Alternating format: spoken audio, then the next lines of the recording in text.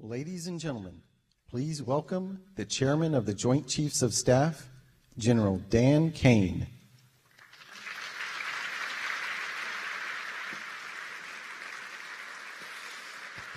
All right, generals, admirals, senior leaders, good morning. Wow, what a group here today. I will tell you that our enemies are terrified right now that we are all in the same room, and that is a true statement. Welcome everyone to Marine Corps Base Quantico and the first ever Key Leaders All Call. To the Commandant and all of the Marines that have made this event possible, thank you. This was no small feat to put this event together in short order, and I'm glad there's pull-up bars just outside. The SEALs in the corner out there are very happy about that. I regret to inform you there will not be a PT test after this event because I know you all would crush it. Last night I had the privilege of joining the Secretary and the Joint Chiefs in honoring 50 Gold Star families at the White House as the President, the First Lady, and our nation honored their loved ones' service and sacrifices. Teammates, it was a quiet and deeply meaningful event that reminded all of us that were lucky enough to be there of the serious and unforgiving nature of the business that we are in, fighting and winning our nation's wars. Leaders, we are living in dynamic and potentially dangerous times. Global risk is on the rise. Our adversaries are no longer aligning, they are aligned. And we must align with equal resolve and unity. Even as we strive for and seek peace, we must be prepared for war. Now, more than ever, it is vital that we hear from our civilian leaders, understand where they're taking the department and the joint force. And today we have the unprecedented opportunity and honor to hear directly from the Secretary of War and our Commander-in-Chief. Together, you and I and our civilian leaders have the honor of leading the finest military in the world. And we must seize every opportunity every day to prepare our joint force for the future. I am deeply humbled to serve with each and every one of you. And now it is my distinct honor to introduce our nation's Secretary of War, the Honorable Pete Hegseth.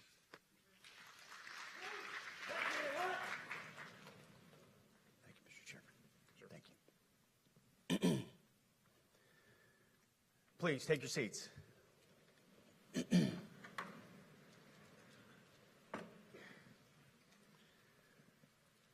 Well, Mr. Chairman, the Joint Chiefs, generals, admirals, commanders, officers, senior enlisted, NCOs, enlisted, and every member of our American military, good morning. Good morning and welcome to the War Department, because the era of the Department of Defense is over. You see, the motto of my first platoon was, "Those who long for peace must prepare for war." This is, of course, not a new idea. This crowd knows that. The origin dates to the 4th century Rome and has been repeated ever since, including by our first Commander-in-Chief, George Washington, the first leader of the War Department. It captures a simple yet profound truth. To ensure peace, we must prepare for war. From this moment forward, the only mission of the newly restored Department of War is this: warfighting, preparing for war and preparing to win, unrelenting and uncompromising in that pursuit. Not because we want war, no one here wants war, but it's because we love peace. We love peace for our fellow citizens. They deserve peace, and they rightfully expect us to deliver it. Our number one job, of course, is to be strong so that we can prevent war in the first place. The president talks about it all the time. It's called peace through strength. And as history teaches us, the only people who actually deserve peace are those who are willing to wage war to defend it. That's why pacifism is so naive and dangerous. It ignores human nature and it ignores human history. Either you protect your people and your sovereignty, or you will be subservient to something or someone. It's a truth as old as time. And since waging war is so costly in blood and treasure, we owe our republic a military that will win any war we choose, or any war that is thrust upon us. Should our enemies choose foolishly to challenge us, they will be crushed by the violence, precision, and ferocity of the War Department. In other words, to our enemies, F-A-F-O. If necessary, our troops can translate that for you. Another way to put it is peace through strength, brought to you by the warrior ethos. And we are restoring both. As President Trump has said, and he's right, we have the strongest, most powerful, most lethal, and most prepared military on the planet. That is true, full stop. Nobody can touch us. It's not even close. This is true largely because of the historic investments that he made in his first term, and we will continue in this term. But it's also true because of the leaders in this room and the incredible troops that you all lead. But the world, and as the chairman mentioned, our enemies get a vote. You feel it, I feel it. This is a moment of urgency, mounting urgency. Enemies gather, threats grow. There is no time for games. We must be prepared. If we're going to prevent and avoid war, we must prepare now. We are the strength part of peace through strength. And either we're ready to win or we are not. You see, this urgent moment, of course, requires more troops, more munitions, more drones, more Patriots, more submarines, more B-21 bombers. It requires more innovation, more AI in everything and ahead of the curve. More cyber effects, more counter-UAS, more space, more speed. America is the strongest, but we need to get stronger and quickly. The time is now, and the cause is urgent. The moment requires restoring and refocusing our defense industrial base, our shipbuilding industry, and onshoring all critical components. It requires, as President Trump has done, getting our allies and partners to step up and share the burden. America cannot do everything. The free world requires allies with real hard power, real military leadership, and real military capabilities. The War Department is tackling and prioritizing all of these things. And I'll be giving a speech next month that'll showcase the speed, innovation, and generational acquisition reforms we are undertaking urgently. Likewise, the nature of the threats we face in our hemisphere and in deterring China is another speech for another day, coming soon. This speech today, as I drink my coffee, this speech today is about people. And it's about culture. The topic today is about the nature of ourselves. Because no plan, no program, no reform, no formation will ultimately succeed unless we have the right people and the right culture at the War Department. If I've learned one core lesson in my 8 months in this job, it's that personnel is policy.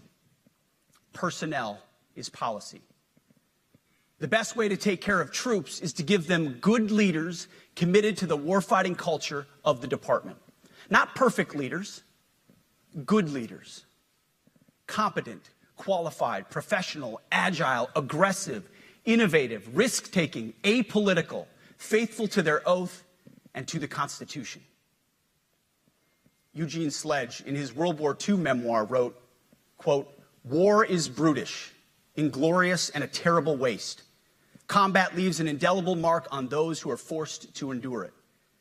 The only redeeming factors are my comrades' incredible bravery and their devotion to each other. In combat, there are thousands of variables, as I learned in Iraq and Afghanistan, and as so many of you did in so many more places. Leaders can only control about 3 of them. You control how well you're trained, mostly how well you're equipped, and the last variable is how well you lead. After that, you're on your own. Our warfighters are entitled to be led by the best and most capable leaders. That is who we need you all to be. Even then, in combat, even if you do everything right, you may still lose people because the enemy always gets a vote. We have a sacred duty to ensure that our warriors are led by the most capable and qualified combat leaders. This is one thing you and I can control, and we owe it to the force to deliver it. For too long, we have simply not done that. The military has been forced by foolish and reckless politicians to focus on the wrong things. In many ways, this speech is about fixing decades of decay. Some of it obvious, some of it hidden. Or as the chairman has put it, we are clearing out the debris, removing the distractions, clearing the way for leaders to be leaders. You might say we're ending the war on warriors. I heard someone wrote a book about that. For too long, we've promoted too many uniformed leaders for the wrong reasons, based on their race, based on gender quotas, based on historic so-called firsts. We've pretended that combat arms and non-combat arms are the same thing. We've weeded out so-called toxic leaders under the guise of double-blind psychology assessments, promoting risk-averse, go-along-to-get-along conformists instead. You name it, the department did it. Foolish and reckless political leaders set the wrong compass heading, and we lost our way. We became the woke department, but not anymore. Right now, I'm looking out at a sea of Americans who made a choice when they were young men and young women to do something most Americans will not, to serve something greater than yourselves, to fight for God and country, for freedom and the Constitution. You made a choice to serve when others did not, and I commend you. You are truly the best of America. But this does not mean, and this goes for all of us, that our path to this auditorium on this day was a straight line, or that the conditions of the formations we lead are where we want them to be. You love your country, and we love this uniform, which is why we must do better. We just have to be honest. We have to say with our mouths what we see with our eyes, to just tell it like it is in plain English, to point out the obvious things right in front of us. That's what leaders must do. We cannot go another day without directly addressing the plank in our own eye, without addressing the problems in our own commands and in our own formations.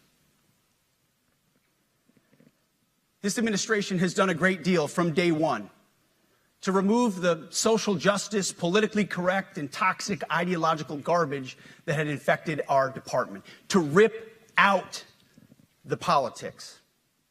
No more identity months, DEI offices, dudes in dresses.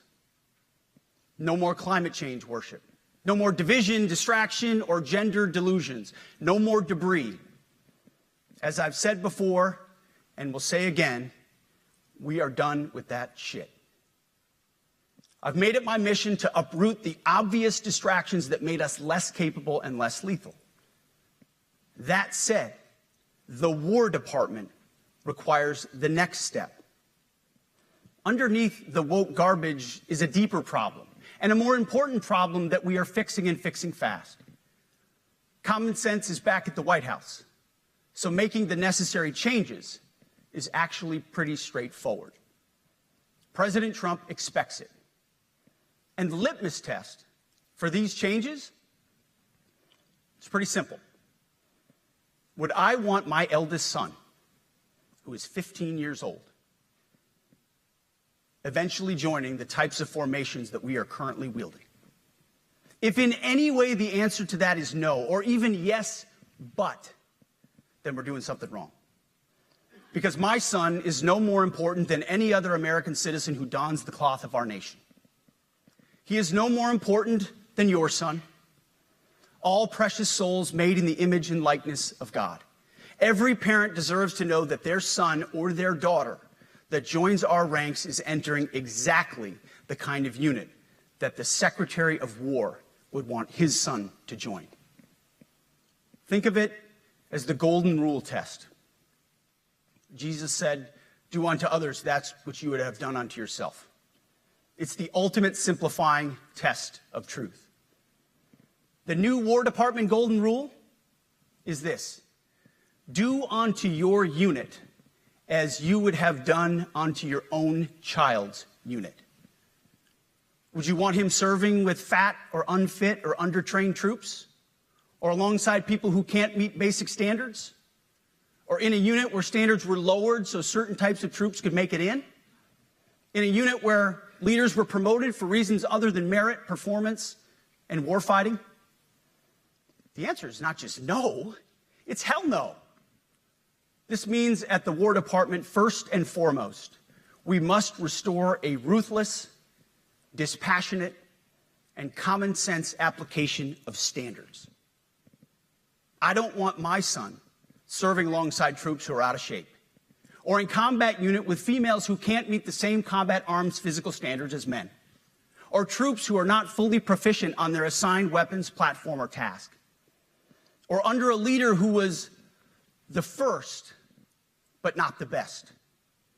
Standards must be uniform, gender neutral, and high. If not, they're not standards. They're just suggestions. Suggestions that get our sons and daughters killed. When it comes to combat arms units, and there are many different stripes across our joint force, the era of politically correct, overly sensitive, don't hurt anyone's feelings leadership ends right now. At every level, either you can meet the standard, either you can do the job, either you are disciplined, fit, and trained, or you are out. And that's why today, at my direction, and this is the first of 10 Department of War directives that are arriving at your commands as we speak and in your inbox.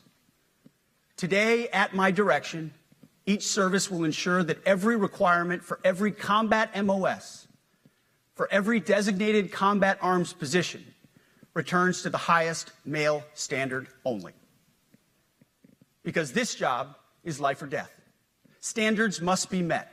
And not just met, at every level we should seek to exceed the standard, to push the envelope, to compete. It's common sense.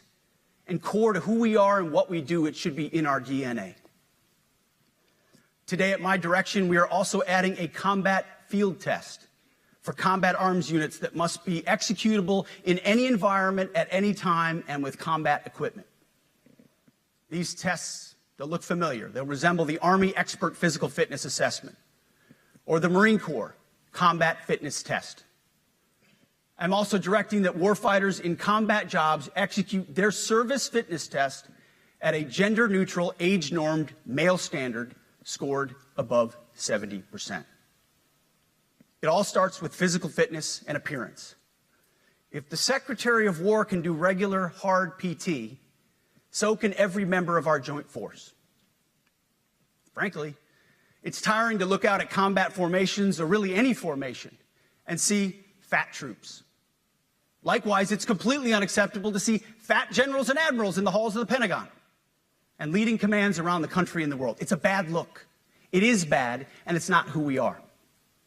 So whether you're an airborne ranger or a chairborne ranger, a brand new private or a 4-star general, you need to meet the height and weight standards and pass your PT test. And as the chairman said, yes, there is no PT test. But today, at my direction, every member of the joint force at every rank is required to take a PT test twice a year, as well as meet height and weight requirements twice a year, every year of service. Also today, at my direction, every warrior across our joint force is required to do PT every duty day. Should be common sense. I mean, most units do that already, but we're codifying it. And we're not talking like hot yoga and stretching. Real hard PT, either as a unit or as an individual. At every level, from the Joint Chiefs to everyone in this room to the youngest private, leaders set the standard. And so many of you do this already. Active, Guard, and Reserve. This also means grooming standards. No more beards, long hair, superficial individual expression. We're going to cut our hair, shave our beards, and adhere to standards. Because it's like the broken windows theory of policing. It's like when you let the small stuff go, the big stuff eventually goes. So you have to address the small stuff. This is on duty, in the field, and in the rear. If you want a beard, you can join Special Forces. If not, then shave. We don't have a military full of Nordic pagans. But unfortunately, we have had leaders who either refuse to call BS and enforce standards, or leaders who felt like they were not allowed to enforce standards. Both are unacceptable. And that's why today, at my direction, the era of unprofessional appearance is over. No more beardos. The era of rampant and ridiculous shaving profiles is done. Simply put, if you do not meet the male-level physical standards for combat positions, cannot pass a PT test, or don't want to shave and look professional, it's time for a new position or a new profession. I sincerely appreciate the proactive efforts the secretaries have already taken in some of those areas, service secretaries. And these directives are intended to simply accelerate those efforts. On the topic of standards, allow me a few words to talk about toxic leaders. Upholding and demanding high standards is not toxic. Enforcing high standards, not toxic leadership. Leading warfighters toward the goals of high, gender-neutral, and uncompromising standards in order to forge a cohesive, formidable, and lethal Department of War is not toxic. It is our duty, consistent with our constitutional oath. Real toxic leadership is endangering subordinates with low standards. Real toxic leadership is promoting people based on immutable characteristics or quotas instead of based on merit. Real toxic leadership is promoting destructive ideologies that are an anathema to the Constitution and the laws of nature and nature's God, as Thomas Jefferson wrote in the Declaration of Independence. The definition of toxic has been turned upside down, and we're correcting that. That's why today, at my direction, we're undertaking a full review of the department's definitions of so-called toxic leadership, bullying, and hazing, to empower leaders to enforce standards without fear of retribution or second-guessing. Of course, you can't do like nasty bullying and hazing. We're talking about words like bullying and hazing and toxic. They've been weaponized and bastardized inside our formations, undercutting commanders and NCOs. No more. Setting, achieving, and maintaining high standards is what you all do. And if that makes me toxic, then so be it. Second, today at our direction, we're ensuring that every service, every unit, every schoolhouse, and every form of professional military education conduct an immediate review of their standards. Now, we've done this in many places already, but today it goes across the entire Department of War. Any place where tried and true physical standards were altered, especially since 2015 when combat arms standards were changed to ensure females could qualify, must be returned to their original standard. Other standards have been manipulated to hit racial quotas as well, which is just as unacceptable. This too must end. Merit only. The president talks about it all the time, merit-based. Here are two basic frameworks I urge you to pursue in this process. Standards I call, my staff's heard all about them, the 1990 test and the E6 test. The 1990s test is simple. What were the military standards in 1990? And if they have changed, tell me why. Was it a necessary change based on the evolving landscape of combat? Or was the change due to a softening, weakening, or gender-based pursuit of other priorities? 1990s seems to be as good a place to start as any. And the E6 test. Ask yourself, does what you're doing make the leadership, accountability, and lethality efforts of an E6, or frankly an O3, does it make it easier or more complicated? Does the change empower staff sergeants, petty officers, and tech sergeants to get back to basics? The answer should be a resounding yes. The E6 test, or O3 test, clarifies a lot, and it clarifies quickly. Because war does not care if you're a man or a woman. Neither does the enemy. Nor does the weight of your rucksack, the size of an artillery round, or the body weight of a casualty on the battlefield who must be carried. This, and I want to be very clear about this, this is not about preventing women from serving. We very much value the impact of female troops. Our female officers and NCOs are the absolute best in the world. But when it comes to any job that requires physical power to perform in combat, those physical standards must be high and gender neutral. If women can make it, excellent. If not, it is what it is. If that means no women qualify for some combat jobs, so be it. That is not the intent, but it could be the result, so be it. It will also mean that weak men won't qualify because we're not playing games. This is combat. This is life or death. As we all know, this is you versus an enemy hell-bent on killing you. To be an effective, lethal fighting force, you must trust that the warrior alongside you in battle is capable, truly physically capable of doing what is necessary under fire. You know this is the only standard you would want for your kids and for your grandkids. Apply the War Department Golden Rule, the 1990 test, and the E6 test, and it's really hard to go wrong. Third, we are attacking and ending the walking on eggshells and zero-defect command culture. A risk-averse culture means officers execute not to lose instead of to win. A risk-averse culture means NCOs are not empowered to enforce standards. Commanders and NCOs don't take necessary risks or make tough adjustments for fear of rocking the boat or making mistakes. A blemish-free record is what peacetime leaders covet the most, which is the worst of all incentives. We, as senior leaders, need to end the poisonous culture of risk aversion and empower our NCOs at all levels to enforce standards. Truth be told, for the most part, we don't need new standards. We just need to reestablish a culture where enforcing standards is possible. And that's why today, at my direction, I'm issuing new policies that will overhaul the IG, EO, and MEO processes. I call it the No More Walking on Eggshells policy. We are liberating commanders and NCOs. We are liberating you. We are overhauling an inspector general process, the IG, that has been weaponized, putting complainers, ideologues, and poor performers in the driver's seat. We're doing the same with the equal opportunity and military equal opportunity policies, the EO and MEO at our department. No more frivolous complaints, no more anonymous complaints, no more repeat complainants, no more smearing reputations, no more endless waiting, no more legal limbo, no more sidetracking careers, no more walking on eggshells. Of course, being a racist has been illegal in our formation since 1948.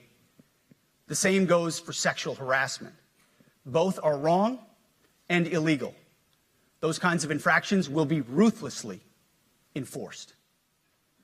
But telling someone to shave or get a haircut or to get in shape or to fix their uniform or to show up on time or to work hard, that's exactly the kind of discrimination we want. We are not civilians. You are not civilians. You are set apart for a distinct purpose. So we, as a department, need to stop acting and thinking like civilians and get back to basics and put the power back in the hands of commanders and NCOs. Commanders and NCOs who make life and death decisions. Commanders and NCOs who enforce standards and ensure readiness. Commanders and NCOs who in this War Department have to look in the mirror and they have to pass the golden rule test.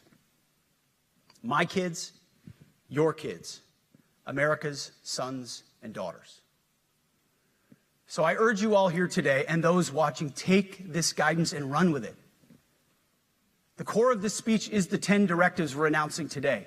They were written for you, for Army leadership, for Navy leadership, for Marine Corps leadership, for Air Force leadership, Space Force leadership. These directives are designed to take the monkey off your back and put you, the leadership, back in the driver's seat. Move out with urgency because we have your back. I have your back. And the Commander-in-Chief has your back. And when we give you this guidance, we know mistakes will be made. It's the nature of leadership. But you should not pay for earnest mistakes for your entire career. And that's why today, at my direction, we're making changes to the retention of adverse information on personnel records that will allow leaders with forgivable, earnest, or minor infractions to not be encumbered by those infractions in perpetuity. People make honest mistakes, and our mistakes should not define an entire career. Otherwise, we only try not to make mistakes, and that's not the business we're in. We need risk takers and aggressive leaders and a culture that supports you. Fourth, at the War Department, promotions across the Joint Force will be based on one thing: merit. Colorblind, gender-neutral, merit-based. The entire promotion process, including evaluations of warfighting capabilities, is being thoroughly re-examined. We've already done a lot in this area, but more changes are coming soon. We'll promote top-performing officers and NCOs faster and get rid of poor performers more quickly. Evaluations, education, and field exercises will become real evaluations, not box checks, for every one of us at every level. These same reforms happened before World War II as well. General George Marshall and Secretary of War Henry Stimson did the same thing. And we won a world war because of it. As it happens, when he started the job, Chairman Caine gave me a frame and a photo to hang in my office. A matching frame and photo hangs in his. It's a photo of Marshall and Stimson preparing for World War II.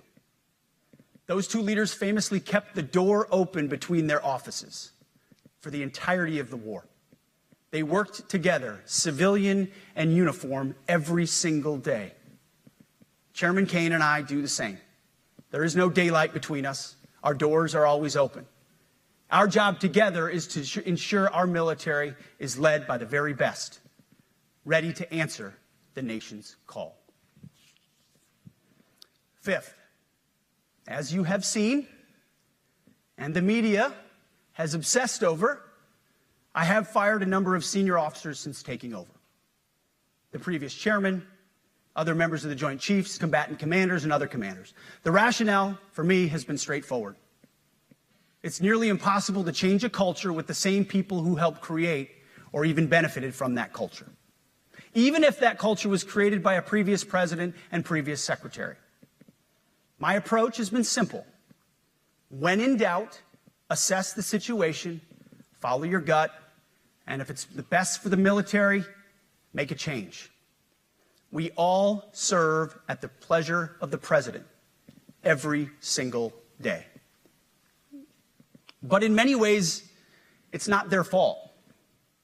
It's not your fault. As foolish and reckless as the woke department was, those officers were following elected political leadership. An entire generation of generals and admirals were told that they must parrot the insane fallacy that, quote, our diversity is our strength. Of course, we know our unity is our strength. They had to put out dizzying DEI and LGBTQI plus statements. They were told females and males are the same thing, or that males who think they're females are totally normal. They were told that we need a green fleet and electric tanks. They were told to kick out Americans who refuse an emergency vaccine. They followed civilian policies set by foolish and reckless political leaders. Our job, my job, has been to determine which leaders simply did what they must to answer the prerogatives of civilian leadership, and which leaders are truly invested in the woke department, and therefore incapable of embracing the War Department and executing new lawful orders. That's it. It's that simple. So for the past 8 months, we've gotten a good look under the hood of our officer corps. We've done our best to thoroughly assess the human terrain. We've had to make trade-offs and some difficult decisions. It's more of an art than a science. We have been and will continue to be judicious, but also expeditious. The new compass heading is clear. Out with the Shirellis, the Mackenzies, and the Millies, and in with the Stockdales, the Schwarzkopfs, and the Pattons. More leadership changes will be made, of that I'm certain. Not because we want to, but because we must. Once again, this is life and death. The sooner we have the right people, the sooner we can advance the right policies. Personnel is policy. But I look out at this group, and I see great Americans. Leaders who have given decades to our great republic, at great sacrifice to yourselves and to your families. But if the words I'm speaking today are making your heart sink, then you should do the honorable thing and resign. We would thank you for your service. But I suspect, I know, the overwhelming majority of you feel the opposite. These words make your hearts full. You love the War Department because you love what you do, the profession of arms.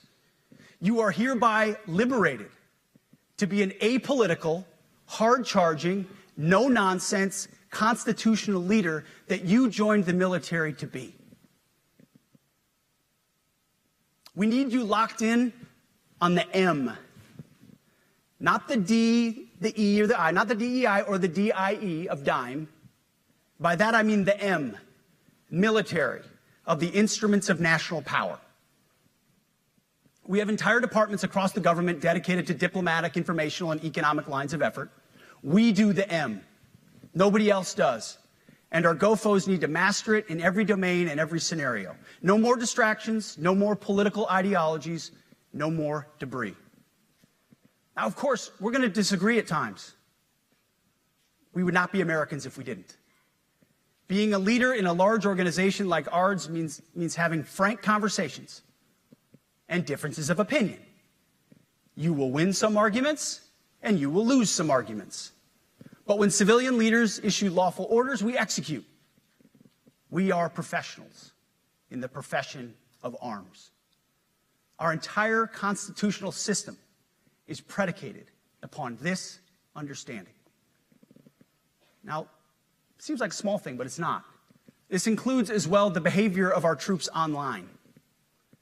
To that end, I want to thank and recognize the services for their new proactive social media policies. Use them. Anonymous, online, or keyboard complaining is not worthy of a warrior. It's cowardice masquerading as conscience. Anonymous, unit-level social media pages that trash commanders, demoralize troops, and undermine unit cohesion must not be tolerated. Again, O3s, E6s. Sixth, we must train and we must maintain. Any moment that we are not training on our mission or maintaining our equipment is a moment we are less prepared for preventing or winning the next war. That is why today, at my direction, we are drastically reducing the ridiculous amount of mandatory training that individuals and units must execute. We've already ended the most egregious. Now we're giving you back real time. Less PowerPoint briefings and fewer online courses, more time in the motor pool, and more time on the range. Our job is to make sure you have the money, equipment, weapons, and parts to train and maintain, and then you take it from there. You all know this because it's common sense. The tougher and the higher the standards in our units, the higher the retention rates in those units. Warriors want to be challenged. Troops want to be tested. When you don't train and you don't maintain, you demoralize. And that's when our best people decide to take their talents to the civilian world. The leaders who created the woke department have already driven out too many hard chargers. We reverse that trend right now. There is no world in which high-intensity war exists without pain, agony, and human tragedy. We are in a dangerous line of work. You are in a dangerous line of work. We may lose good people. But let no warrior cry out from the grave, "If only I had been properly trained." We will not lose warfighters because we fail to train or equip them or resource them. Shame on us if we do. Train like your warriors' lives depend on it, because they do. To that point, basic training is being restored to what it should be: scary, tough, and disciplined. We're empowering drill sergeants to instill healthy fear in new recruits, ensuring that future warfighters are forged. Yes, they can shark attack, they can toss bunks, they can swear, and yes, they can put their hands on recruits. This does not mean they can be reckless or violate the law, but they can use tried and true methods to motivate new recruits, to make them the warriors they need to be. Back to basics at basic as well. Of course, and you know this, basic training is not where mission readiness should end. The nature of the evolving threat environment demands that everyone in every job must be ready to join the fight if needed. A core credo of the Marine Corps is every Marine a rifleman. It means that everyone, regardless of MOS, is proficient enough to engage an enemy threat at sea, in the air, or in a so-called rear area. We need to ensure that every member of our uniformed military maintains baseline proficiency in basic combat skills, especially because the next war, like the last, will likely not have a rear area.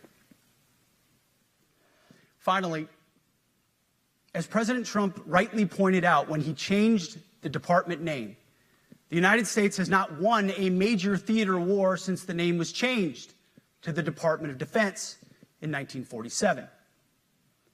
One conflict stands out in stark contrast: the Gulf War. Why? Well, there's a number of reasons, but it was a limited mission with overwhelming force and a clear end state. But why did we execute and win the Gulf War the way we did in 1991? There's two overwhelming reasons. One was President Ronald Reagan's military buildup gave an overwhelming advantage.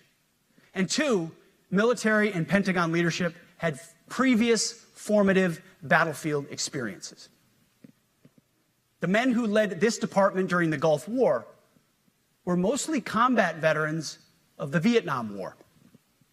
They said never again to mission creep or nebulous end states. The same holds true today. Our civilian and military leadership is chock full of veterans from Iraq and Afghanistan who say never again to nation building and nebulous end states.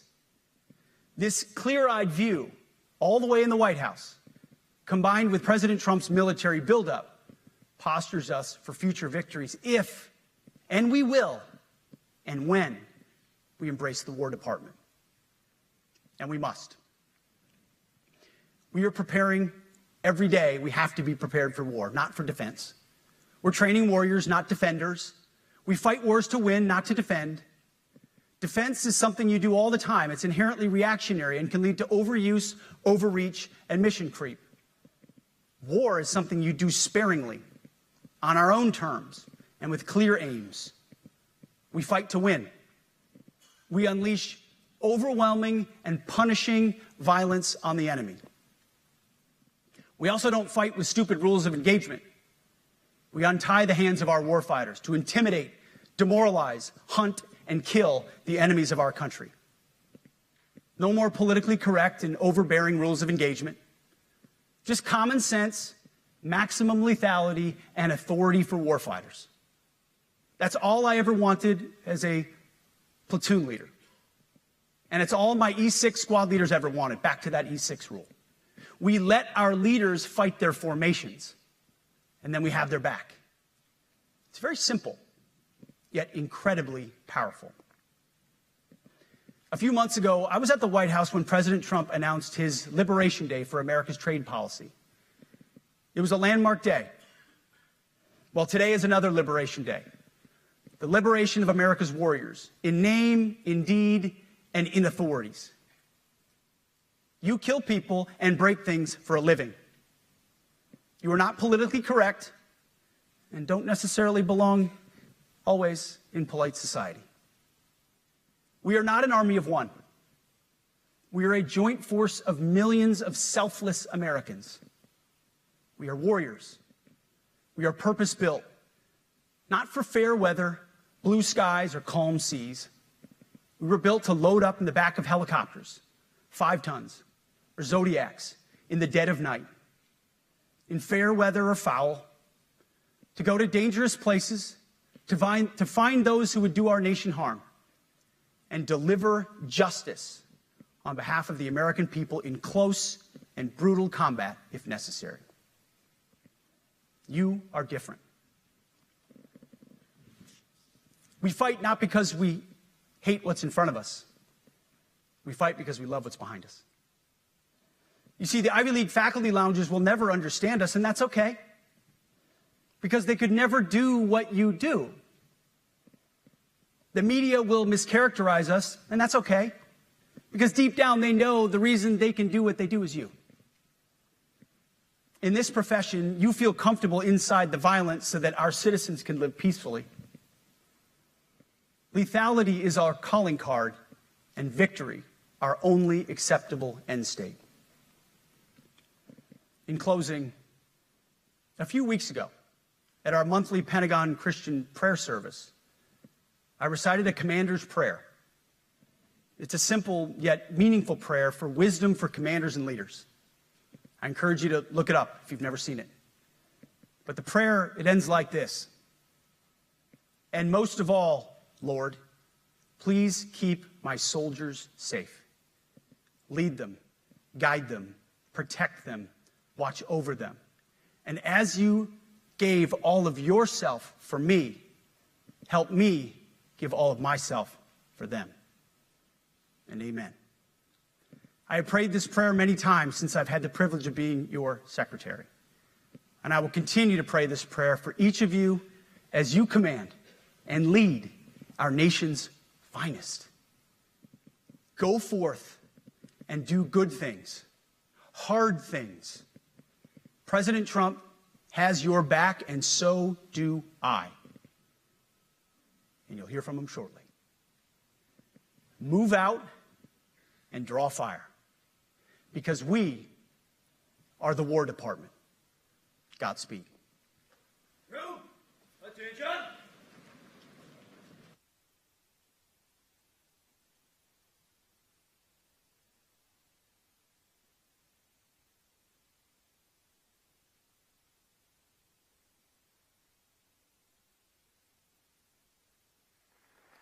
Ladies and gentlemen, the Secretary of War.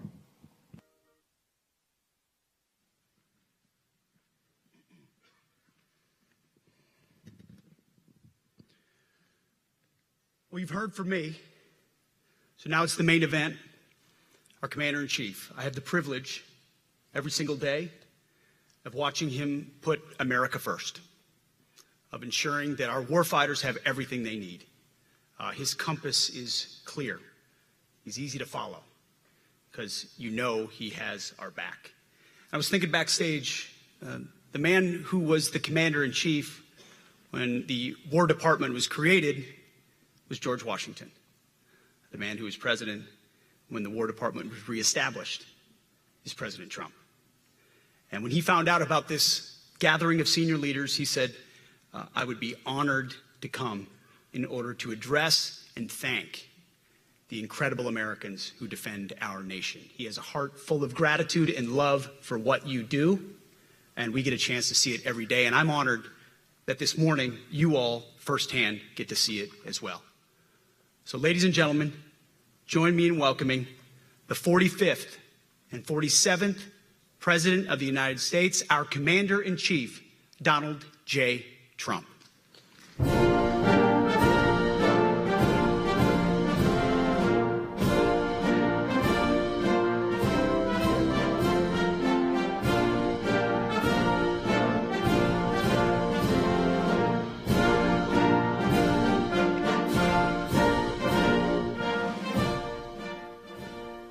Thank you very much, Pete. Great job you're doing, too. Fantastic job. I've never walked into a room so silent before. This is very... Oh, don't laugh. Don't laugh. You're not allowed to do that. You know what? Just have a good time.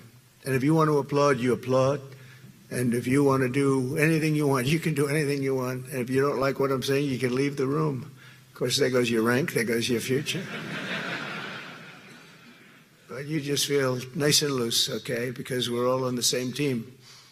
And I was told that, sir, you won't hear a murmur in the room. I said, we got to loosen these guys up a little bit.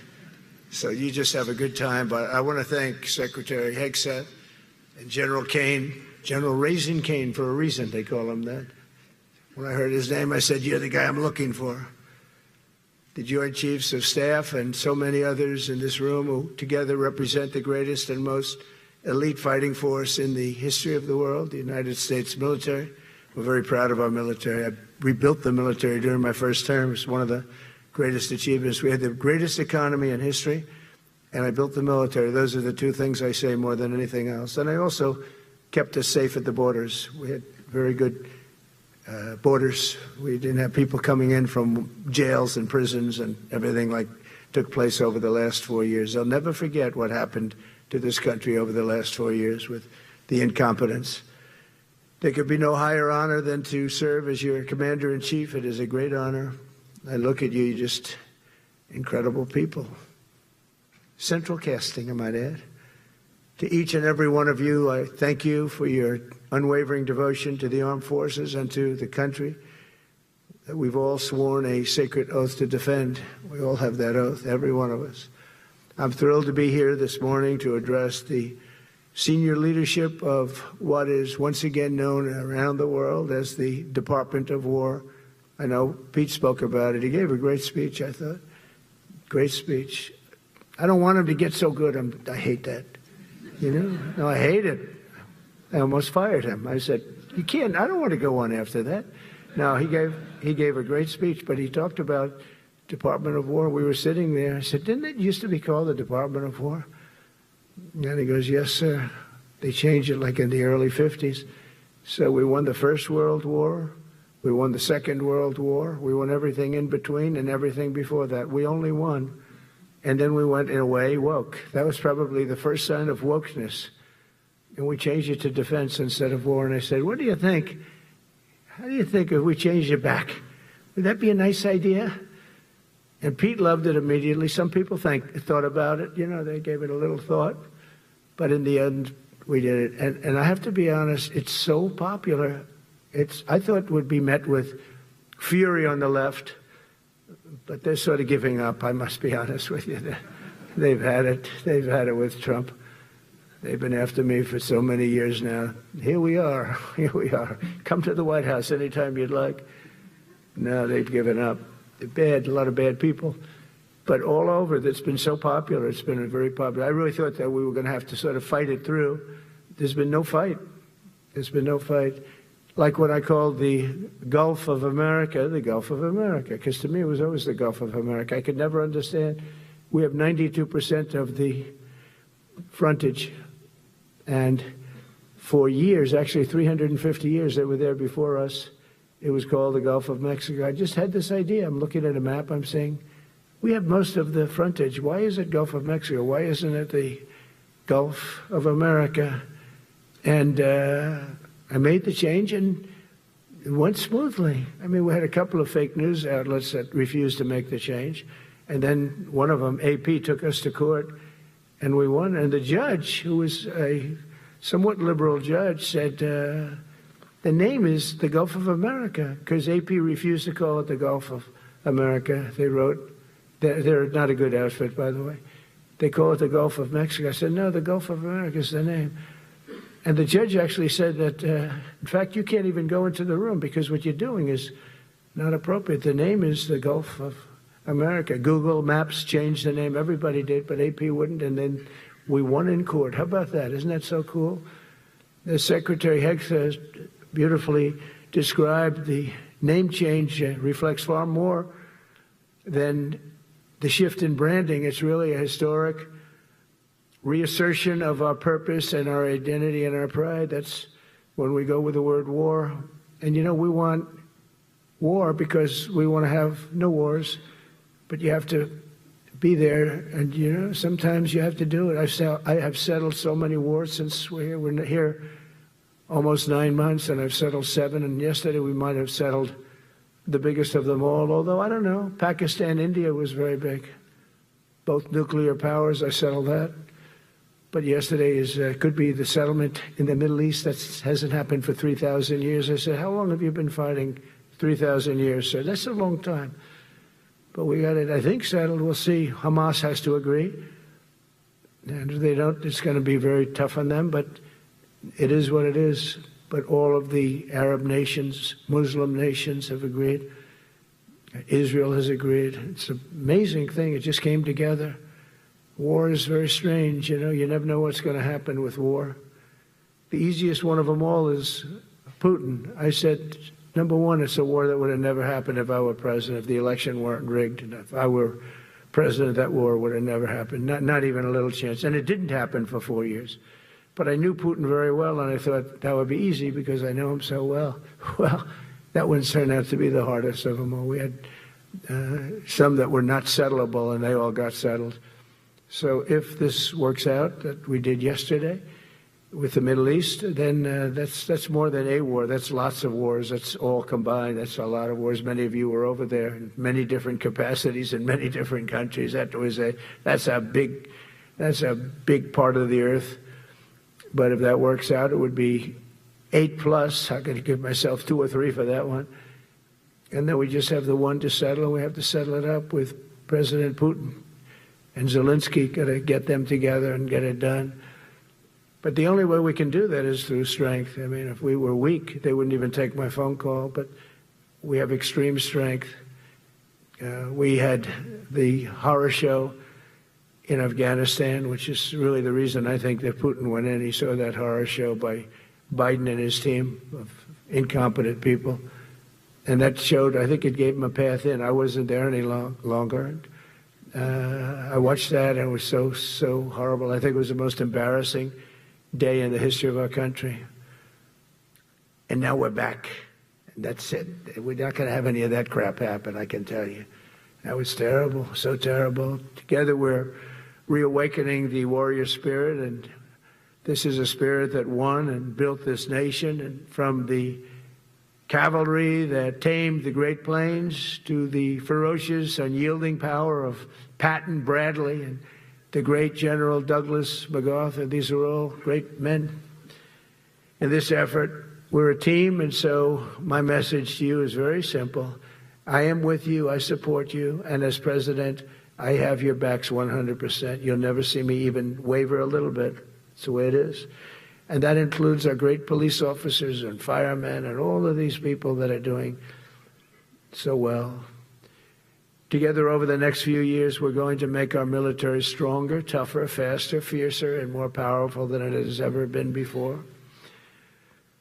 I rebuilt our nuclear, as you probably know, but we'll upgrade that also and just hope we never have to use it. We have to hope we never have to use it, because the power of that is so incredible. I see things I don't think they'd show it to you. I really wouldn't want them to show it to you. But when you see the result of what's left, you never want to use that. Never, never, ever.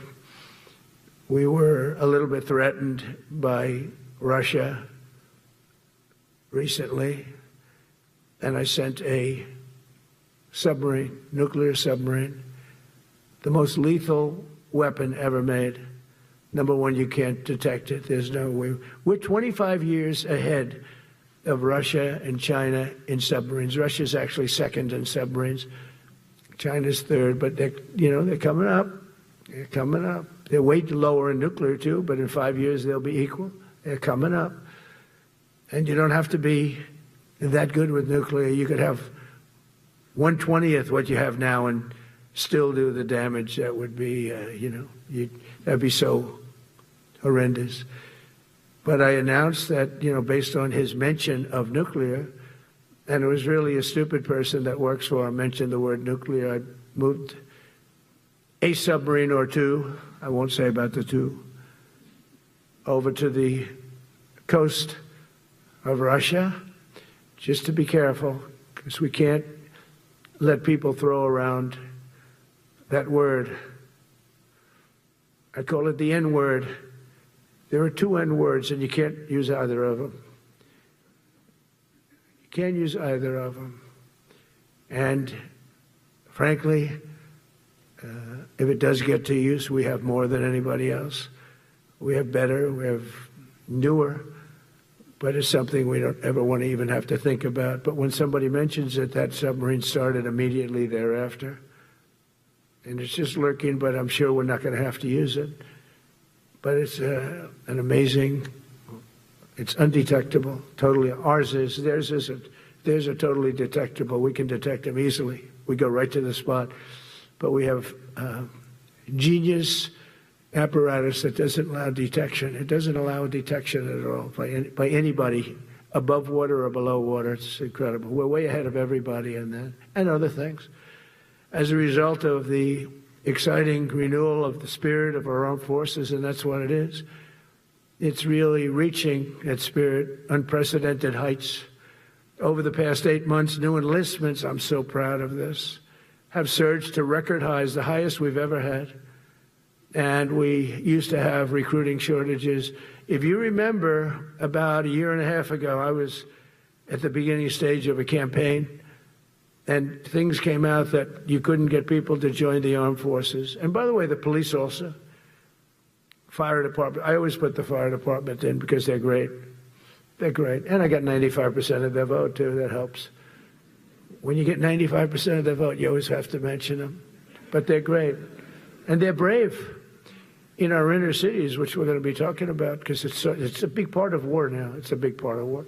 But the firemen go up in ladders, and you have people shooting at them while they're up in ladders. I don't even know if anybody heard that.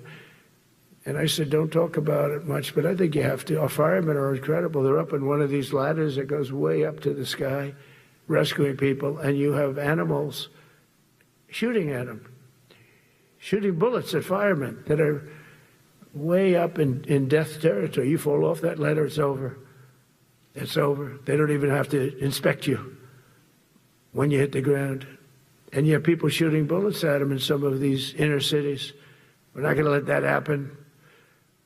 So I always mention the firemen because that's actually a big problem we have. They are unbelievable. Like you, they're unbelievable people. For the first time on record in 2025, the Navy, Air Force, and Space Force all met or surpassed their recruiting goals 3 months early. That never happened before. And the Army did even better. Congratulations, Army. They met everything. And these were the highest standards because we're making it larger. So these were much higher standards than you had 4 years ago, 3 years ago, during the sleepy Joe Biden era. And the Army did it 4 months early. And you remember, a year and a half ago, they said the big stories that we're way behind with the Army, Air Force, the Navy, the Marines. We're way behind, Coast Guard, and even Space Force. I love Space Force because that was my creation. You know, when you create something, I love it. And the people we put in there were good. I got that right. We put in great people initially, and we've really dominated. We really dominate in that sphere now.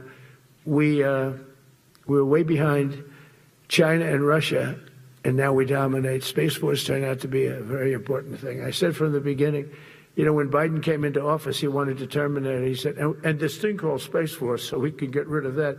And he got hammered by the people in this room for even suggesting it, because it's very important, one of the most important. And as time goes by, it'll get more and more important.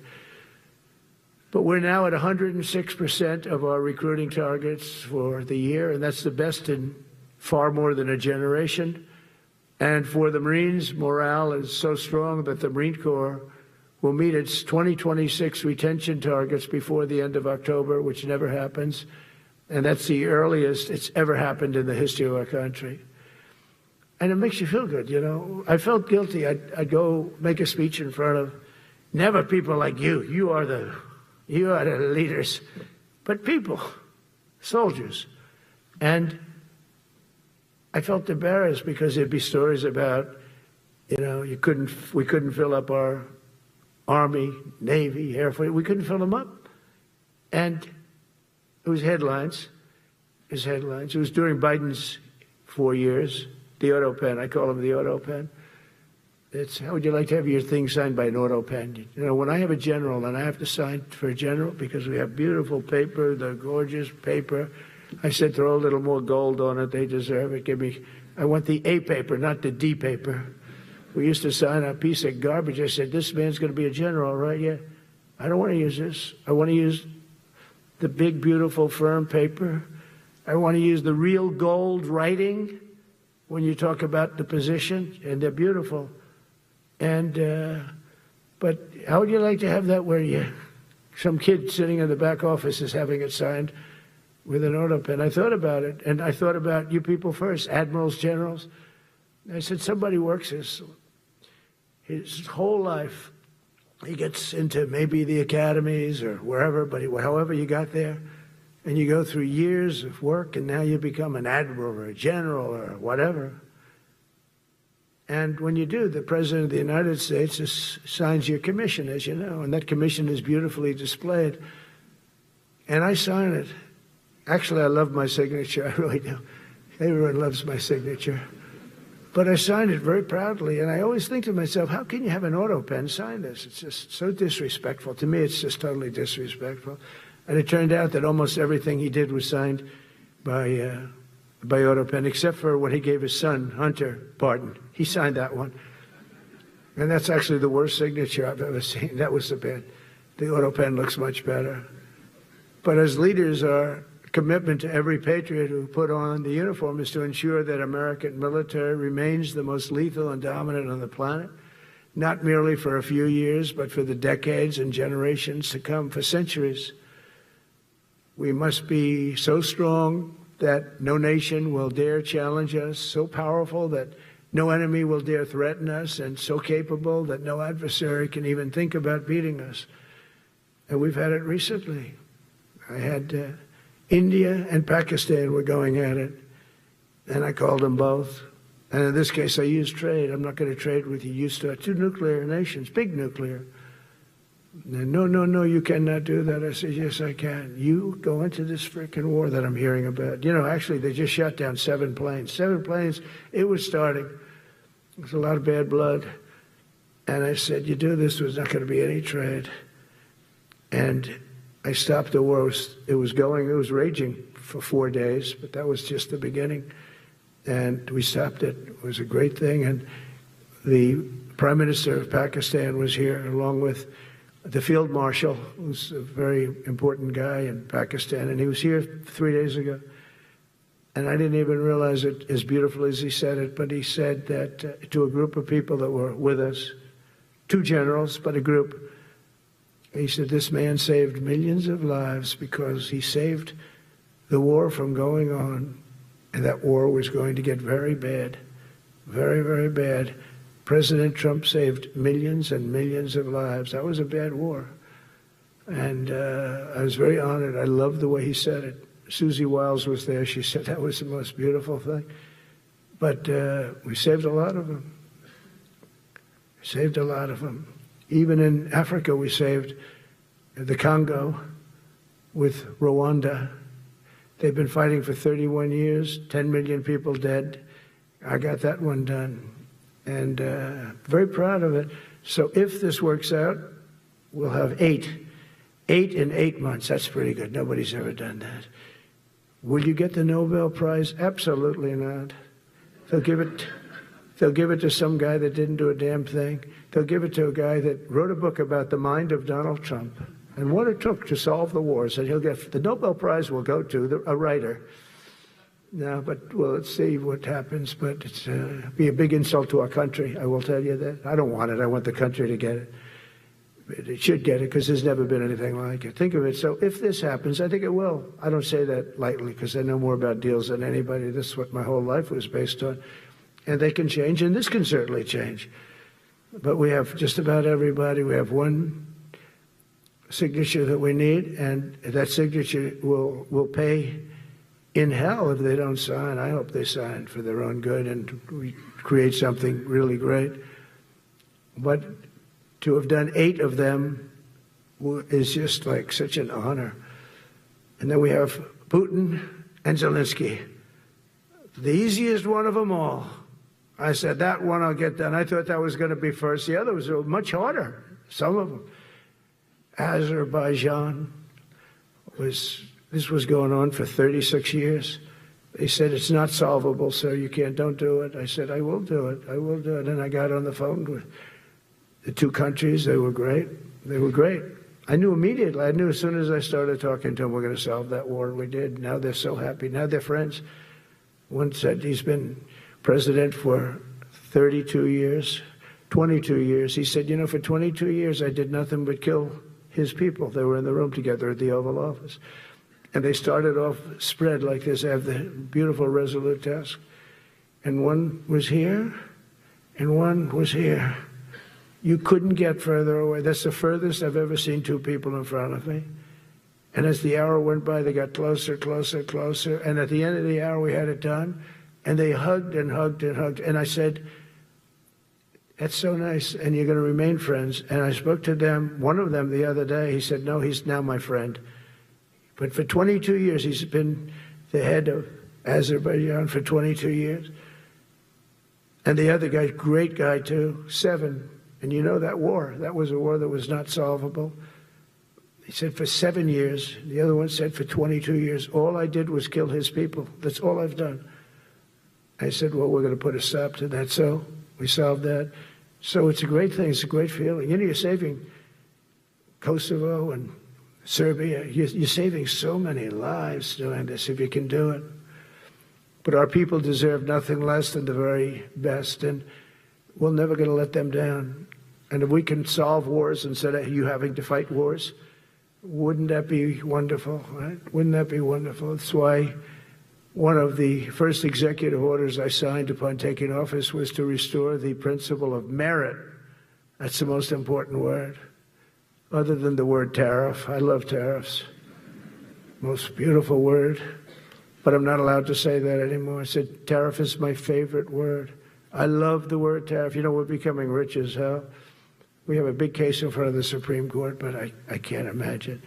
Because this is what other nations have done to us. And we have, great legal grounds. But you still have a case. It would be very bad if something happened. But I said, my favorite word in the English dictionary is the word tariff. And people thought that was strange.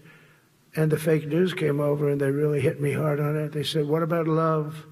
What about religion? What about God? What about wife, family? I got killed when I said tariff is my favorite word. So I changed it. It's now my 5th favorite word. And I'm okay with that. I'm okay with that. But they hit me hard. But it is. I mean, when you look at, we've taken in trillions of dollars. We're rich again. And there'll never be, when we finish this out, there'll never be any wealth like what we have. Other countries were taking advantage of us for years and years. You know that better than anybody. And now we're treating them fairly. But the money coming in is, we've never seen anything like it. The other day they had $31 billion that they found, $31 billion. So we found $31 billion and we're not sure from where it came. A gentleman came in, a financial guy. I said, well, what does that mean? He said, we don't know where it came. I said, check the tariff shelf. No, sir, the tariffs haven't started in that sector yet. I said, yes, they have. They started 7 weeks ago. Check it. Comes back 20 minutes later. Sir, you're right. It came from tariffs. $31 billion. That's enough to buy a lot of battleships, Admiral, to use an old term. I think we should maybe start thinking about battleships, by the way. We have a Secretary of the Navy. He came to me because I look at the Iowa out in California, and I look at different ships and the old pictures. I used to watch Victory at Sea. I love Victory at Sea. Look at these admirals. It's got to be your all-time in black and white.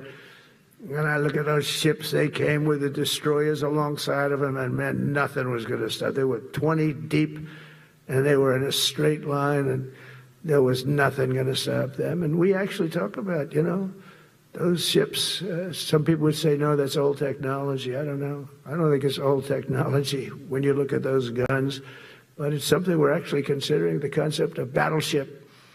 Nice 6-inch sides, solid steel, not aluminum that melts if it looks at a missile coming at it.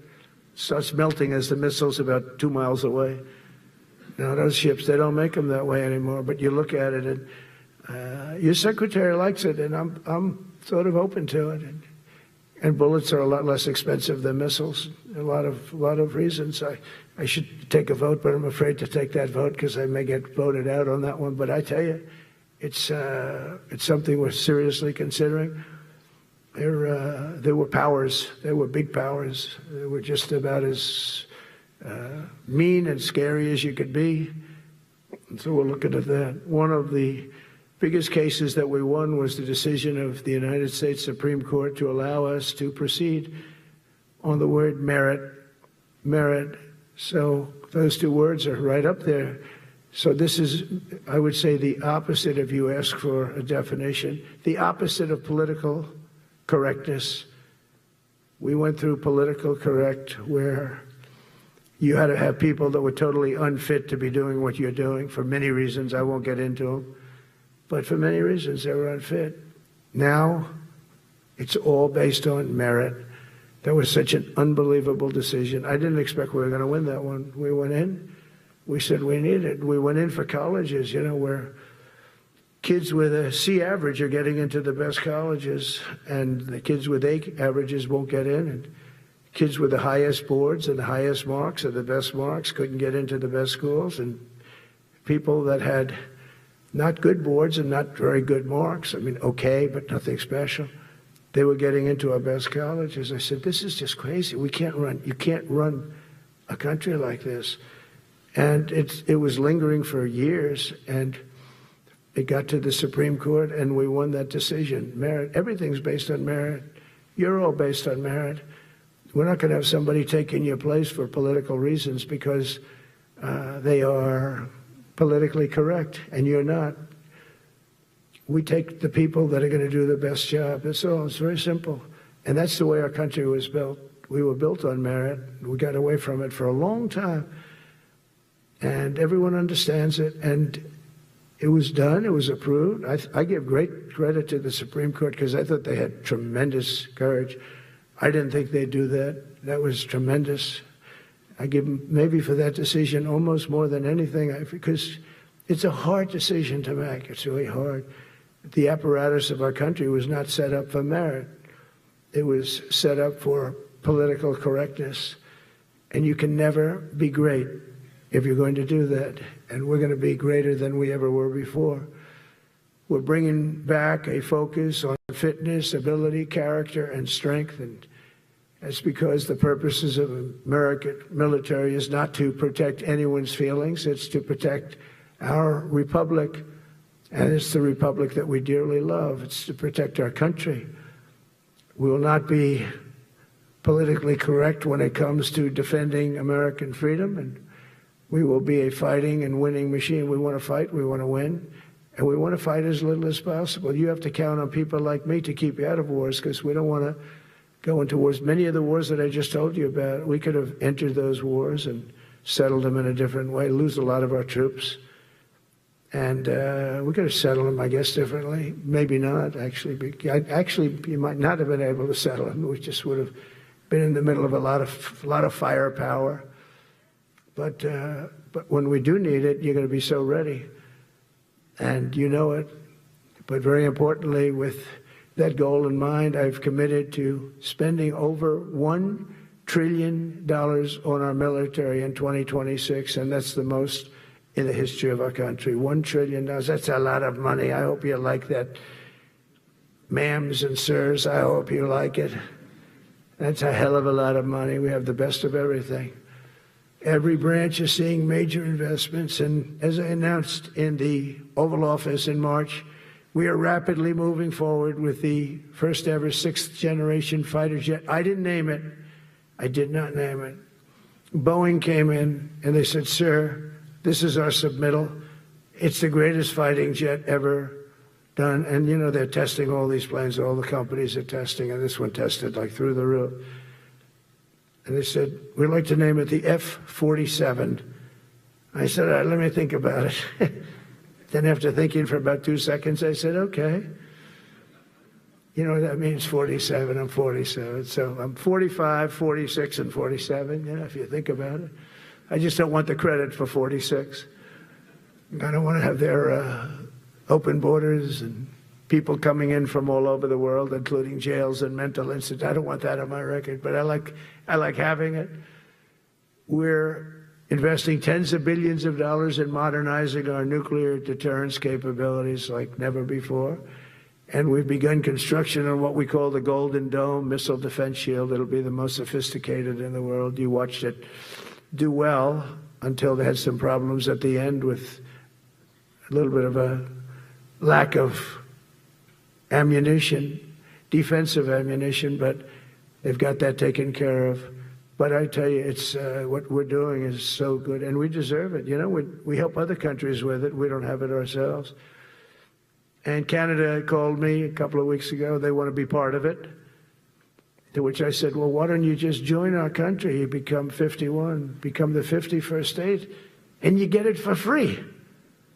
So I don't know if that made a big impact, but it does make a lot of sense. It actually makes, because they're having a hard time up there in Canada now, because as you know, with tariffs, everyone's coming into our country. We have more investment than we've ever had before, $17 trillion coming in. As an example, in 4 years, Biden didn't have $1 trillion. We have $17 trillion more than that in 8 months coming in. And they're coming in from Canada, Mexico, from Europe, from all over. AI, auto plants. Everybody's coming back to the United States. Under my budget, we will be expanding the U.S. Navy by at least 19 ships next year, including submarines, destroyers, assault ships, and more. And it's going to be much more than that as we go along, because we basically don't build ships anymore. We do build submarines, but we don't build ships. Do you know in the Second World War, they were freighters and different types, but we were doing a ship a day, and now we don't do ships. And I'm not a fan of some of the ships you do. I'm a very aesthetic person, and I don't like some of the ships you're doing aesthetically. They say, oh, it's stealth. I said, that's not stealth. An ugly ship is not necessary in order to say you're stealth. By the way, the B-2 bombers were incredible. That is stealth. They went into that. I was with General Caine and Pete were in we call it the war room, but we're watching them go in, and they were totally untouched. They were not seen. They were literally not seen. They dropped their bombs. They hit every single one of them, hit its target. It was total obliteration. CNN, when we came back, fake news CNN, oh, their camera just went off. Look, you know, their camera, every time I mention them, they turn the camera off because it's never good. They say, this is a problem. But I don't blame them. You're better off keeping it off. But they have some scammer reporter who started saying, without any knowledge, that he may not have hit the targets as well as they thought. It may not have been obliteration. He did hit the targets, and they got to give us a little credit, right? It was obliteration, it turned out. The Atomic Energy Commission said it was obliteration. Not only did they hit the target, they had these chutes. And think of this here. Way up in the sky, there was no moon. It was dead dark. You couldn't see a thing. You couldn't see them. But they had, I guess, a beam going right into these chutes. Every single one of those bombs went right down those chutes into a granite mountain. I think it's the last time they're going to build air chutes. They had these air chutes that were nice, beautiful. They were meant for us. But it was total obliteration. And now they give us credit for that. But these people were phenomenal. I tell you, for the Air Force people here, you can be very proud. That B-2, we just ordered a lot of new ones and updated ones, but I'd take the other ones. Let me tell you, they couldn't have worked any better. So they flew for 37 hours total, back and forth, no stops, no nothing. We had 52 tankers loading them up. And that's a job I wouldn't necessarily want too much, flying a tanker loaded up with hundreds of thousands of gallons of fuel. I don't know if I'd do that job, General.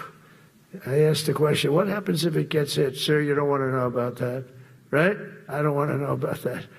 But those guys, they just hear us. They're incredible. I had them all to the Oval Office. We had the B-2 pilots and a lot of the people, even the people that took care of them, the maintenance people, just as important. We had them all to the White House, gave them a big party on the lawn, brought some of them into the Oval Office.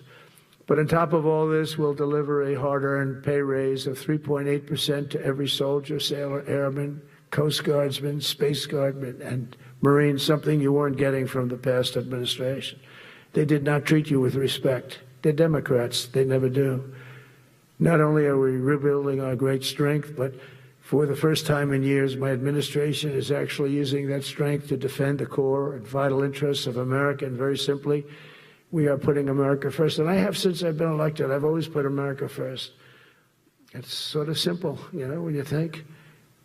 My campaign was run on common sense, and we did great. We got the highest numbers ever received in terms of districts. You know, they have it broken up, 2,500 versus 525. We won every swing state. We won the popular vote. We won everything. We won everything. You have to take a look at the map. It's almost entirely red, except there's a little blue line on each coast, and I think that's going to disappear too. We did really great, and part of it is because of our success with the military, the rebuilding of the military, the vote that I got from the military, and they're vicious people, you know, that we have to fight, just like you have to fight vicious people. Mine are a different kind of vicious, but they spread all these horrible, you know, they made up statements and said what I said about everything, but even about the military. But fortunately, the military didn't believe it. It's hard. You know, they make up a statement and they said, you say it. We had 25 people that said he never said that. 25. We had 25 affidavits. And they said, well, we're going with it anyway. You know, these sleazebags. And it's why the press is really losing all power, because people aren't believing it. We need an honest press. We need borders. We need borders. We need an honest press. We need fair elections. I mean, those three things. And we don't have an honest press. We have a really corrupt press. But we fight through the corrupt press. And the people understand you have to do this stuff a lot. You have to go on television a lot, because you can't get a fair shake if you're going to rely on somebody else. They don't understand. They've destroyed the image of media now is at the lowest point it's ever been. It's lower than Congress. Can you believe that? It's something. But together with many of you in the room, we've brought back the fundamental principle that defending the homeland is the military's first and most important priority. That's what it is. Only in recent decades did politicians somehow come to believe that our job is to police the far reaches of Kenya and Somalia, while America is under invasion from within. We're under invasion from within. No different than a foreign enemy, but more difficult in many ways because they don't wear uniforms. At least when they're wearing a uniform, you can take them out. These people don't have uniforms. But we are under invasion from within. We're stopping it very quickly. After spending trillions of dollars defending the borders of foreign countries, with your help, we're defending the borders of our country from now on. We're not going to let this happen. Biden let people come in from prisons, mental institutions, drug dealers, murderers. You know, we had 11,488 murderers allowed into our country by this guy who had no clue. He had no clue. He shouldn't have been there in the first place, but he had no clue. The people that ran the office, the White House, were people that surrounded him, radical left lunatics that are brilliant people, but dumb as hell when it came to policy and common sense. And they allowed people from all over the world, from the Congo. They opened up prisons in the Congo. They came into our country totally unmatched, unvetted, unchecked. And from all over, South America, not just South America. You know, you think South America, no, but from all over. A lot came in from Venezuela. Venezuela emptied its prison population into our country. That's why they have Tren de Aragua, one of the worst gangs ever. But we took care of them. We took good, strong care of them. And I just want to thank the National Guard in Washington, D.C. it's embarrassing to say this. Now I can say it because we solved it, but Washington, D.C. was the most unsafe, most dangerous city in the United States of America, and to a large extent beyond. And beyond that, you go to Afghanistan, they didn't have anything like that. You go to countries that you would think there's problems, they didn't have that. And now Washington, D.C., after 12 days of serious intensity, we took out 1,700 career criminals. If you have 5 career criminals, they can make your numbers look very bad because they'll commit many crimes a day. But we took out 1,700, and they took them out. There was no doubt who the boss was. They did an unbelievable job. Then they started even cleaning. I said, I don't want them doing that, sir. They were cleaning it up. I drove through it 2 days ago. It was beautiful. People are walking down the street holding hands, man and wife, coming from Iowa. They're not worried about being shot. Washington, D.C. is now a safe city. In fact, I went out to dinner with my crew. I haven't done that. In theory, I wouldn't do it. And I felt totally safe. And nobody's been attacked. Nobody's been hurt. Washington, D.C. went from our most unsafe city to just about our safest city in a period of a month. We had it under control in 12 days, but give us another 15, 16 days. It's perfect.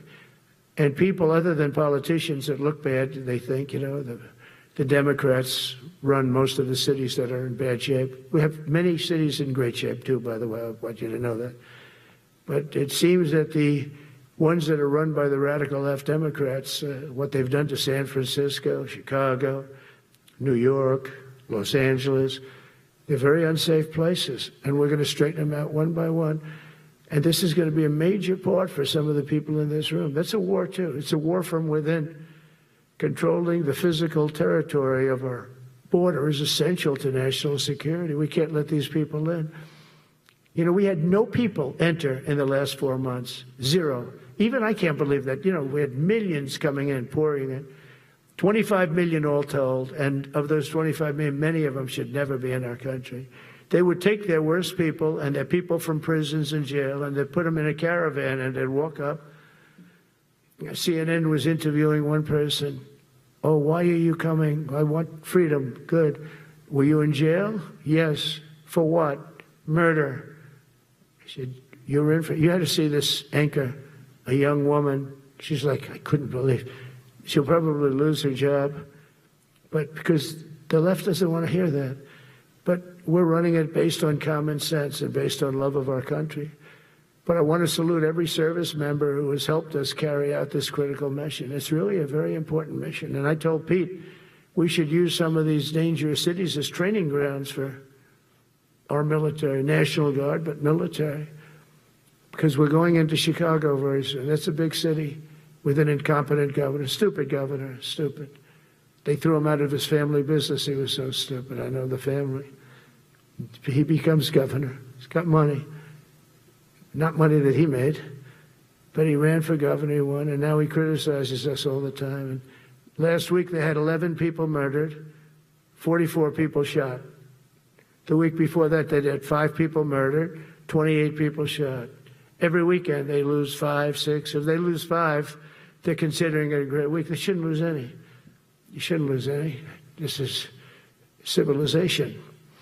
And he's always up there saying, we're in very good shape. We don't need the military. No, they need the military desperately. How about Portland? Portland, Oregon, where it looks like a war zone. And I get a call from the liberal governor.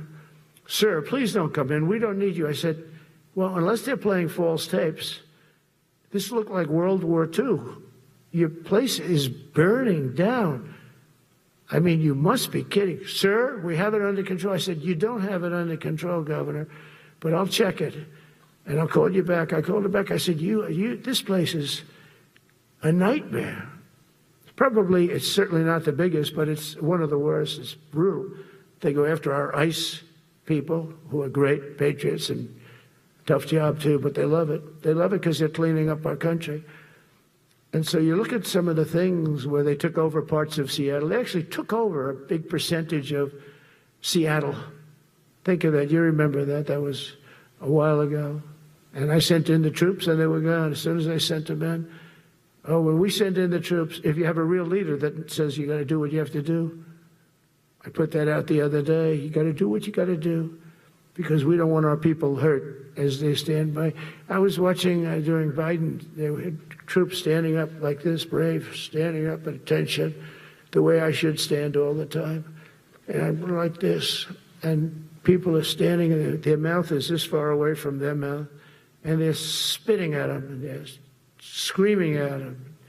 And that soldier standing there, he wants to knock the hell out of the person, but he's not allowed to do anything.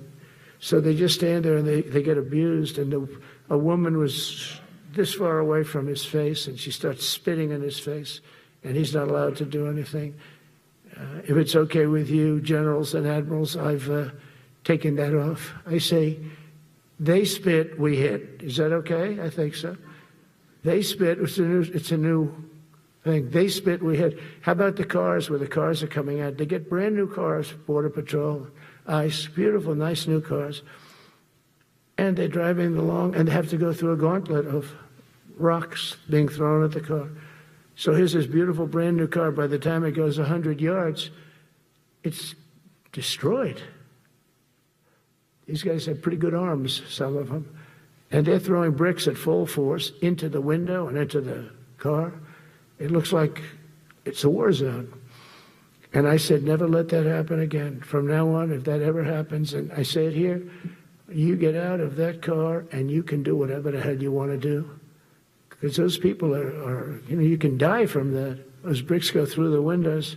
You can die. They'd like it to. They'd like it to go through the window. But this was a couple of months ago. They just kept driving, and bricks are hitting the car. And I said, why aren't they stopping?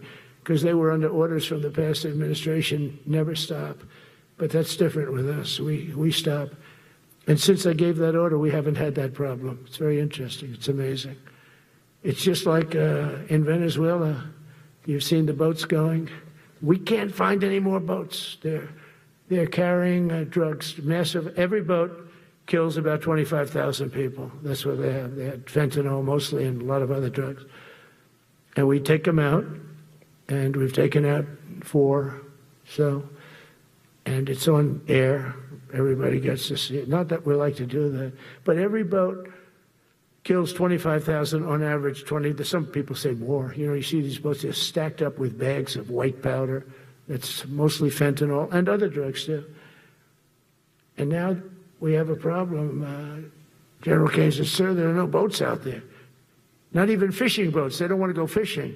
I don't blame them. There'll be no fishing today. But it's amazing what strength will do, because all we want to do is stop drugs from flowing into our country. It's destroying. We lost 300,000 people died last year. Everybody knows friends, many friends probably, that you lost a child, or adults too, but you lost a son or daughter because of what's coming into our border. And we're making it very hard. Oh, and we haven't even started yet. Last month I signed an executive order to provide training for a quick reaction force that can help quell civil disturbances. And this is going to be a big thing for the people in this room, because it's the enemy from within, and we have to handle it before it gets out of control. It won't get out of control. Once you're involved at all, they all joke. They say, oh, this is not good. You saw it in Washington. We had gangs of Tren de Aragua with 10, 12, 15 kids, and these military guys walk up to them, and they treat them with disrespect, and they just got pounded. They just got pounded. The gang just pounded, then thrown into paddy wagons and taken back to their country. Some are so dangerous we don't want to even do that, because we don't want to. Some are stone cold murderers. We don't have the confidence, even though they're not coming back very easily. We don't have the confidence. We put them in jails. But these service members are following in a great and storied military tradition, from protecting frontier communities to chasing outlaws and bandits in the Wild West. And our history is filled with military heroes who took on all enemies, foreign and domestic. You know that phrase very well. That's what the oath says, foreign and domestic. Well, we also have domestic. George Washington, Abraham Lincoln, Grover Cleveland, George Bush, and others all used the armed forces to keep domestic order and peace. Many of our leaders used the military to keep peace. Now they like to say, oh, you're not allowed to use the military. And you know what the people say? The people in those cities where they're being raped and shot and beat up, you know what they say? We love the military. You ever see where they interview the people on the street? I've never seen somebody say they don't, unless they're radical and paid off, because a lot of these insurrectionists are paid by, whether it's Soros or other people, but they're paid by the radical left. So today I want to thank every service member from general to private who has bravely helped us secure the nation's capital and make America safe for the American people. It's amazing. The whole world is watching. Everybody in the White House, they come up to me, young women, sir, thank you. I know immediately what they thank you. They don't have to say it. They walk to work now to the White House. We haven't had a crime in Washington in so long because we got the careers. We call them the careers. We got these lunatics out, and they'll never be any good. You know, I hate to tell this to the liberal media. You could spend time with them. You could do whatever you want. You could send them to the finer schools, which they couldn't get into anyway. Mentally, they couldn't get in. But no matter what you do, they'll never be good. They're bad. They're career criminals. I don't know. Maybe they were born that way. Some people don't like me to say that, but maybe they were. Certainly some were. Together with the leaders here today, we're also restoring a needed focus on defeating threats in the Western Hemisphere. Throughout this region, cartel terrorists have been allowed to wage a relentless campaign of death and destruction on our country, all because we had weak leadership on top. And we did a great job with it first term, but this is something else what we're doing now. We're taking it to the next level, probably next level times 3. But we had COVID come up, and we had to take care of that. We did a great job with COVID. We had the therapeutics, it was just Regeneron, so many things we did for COVID. But we had to focus on that, and every other country in the world was being decimated by COVID. So we had to change gear a little bit to take care of that. But under our leadership, the military is now the knife's edge in combating this sinister enemy. We have to put the traffickers and cartels on notice, and we've done that. And we put them, a lot of them, we've called them a terrorist organization, which is actually a big thing to do. Nobody's done it, but I've done it with a lot of them. It gives you a tremendous advantage. If you try to poison our people, we will blow you out of existence, because that's the only language they really understand. That's why you don't see any more boats on the ocean. You don't see any boats. Around Venezuela, there's nothing. As president, I will never hesitate to defend our people from threats of violence, from the horrible plague that's taking place from within. The Iran nuclear power, the Iran, all of the great power that we thought existed, we blew it out to kingdom. We took advantage of it, and we just really took advantage of it, and it was a beautiful thing to see, and that's what military power can achieve. That's why I chose Raising Caine. He's fantastic, by the way. I hope you all agree. If anybody disagrees, could I please have your hand? Who disappears at Raising Caine is no good? Just raise your hand. I don't see any hands raised. All right. That means you're okay. That means that he's okay now, but I saw his results. You know, he took out ISIS. I was told it was going to take 4 years. It took 4 weeks. I went to see him, and he took him out in 4 weeks, knocked him out, knocked him to hell. And I was told by military people it was going to take 4 to 5 years to do it. And I don't even know if we'll have it then, sir. These were the Washington generals. I call them the television generals. But Raising Caine did it in 4 weeks, took out 100% of the ISIS caliphate. As a result of these actions and many others since my inauguration, we're witnessing the triumphant return of peace through strength. We have great peace through strength. America is respected again as a country. We were not respected with Biden. They looked at him falling downstairs every day. Every day the guy's falling downstairs. He said, it's not our president. We can't have it. I'm very careful, you know, when I walk downstairs like I'm on stairs, like these stairs, I walk very slowly. Nobody has to set a record. Just try not to fall, because it doesn't work out well. A few of our presidents have fallen, and it became a part of their legacy. We don't want that. You walk nice and easy. You don't have to set any record. Be cool. Be cool when you walk down, but don't bop down the stairs. So one thing with Obama, I had zero respect for him as a president, but he would bop down those stairs. I've never said, da-da, da-da, da-da, bop, bop, bop. He'd go down the stairs, wouldn't hold on. I said, it's great. I don't want to do it. I guess I could do it.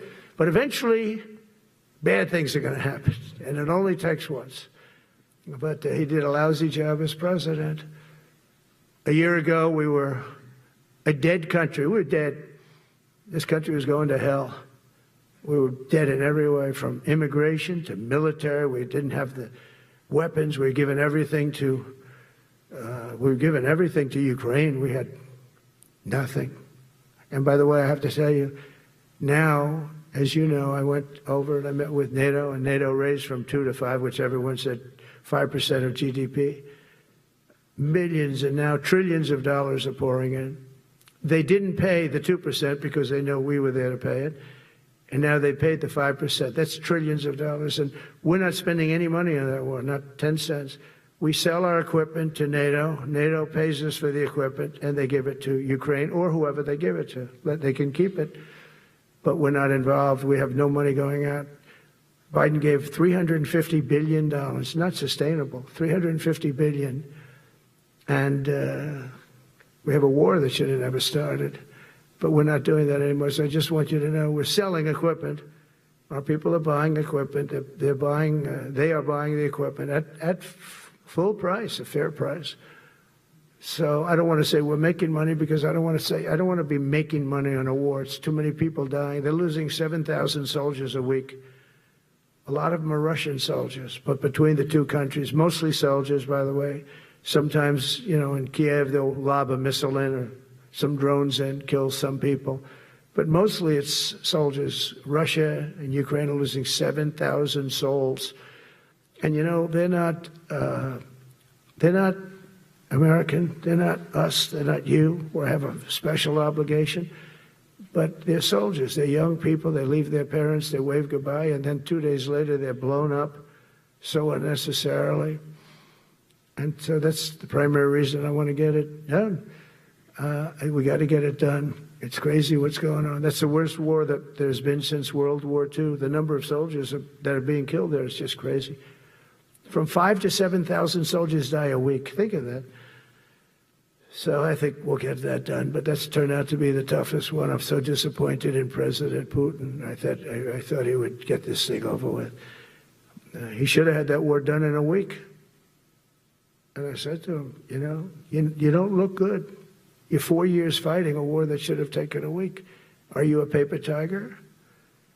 And it's a shame, but I think eventually we'll get that one done, just like in theory, I want to knock on wood, because you never know.